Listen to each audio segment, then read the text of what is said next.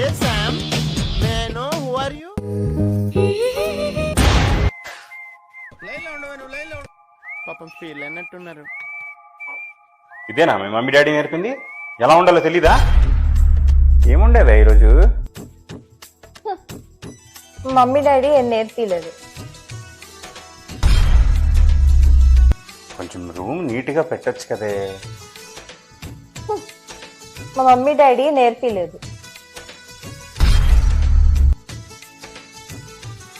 కొంచెం బాగుండొచ్చుగా నాతో. మా మమ్మీ డాడీ ఎక్కడ నేర్పారులే.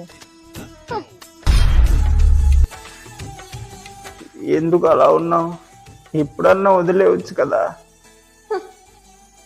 మా మమ్మీ డాడీ నేర్పలేదుగా.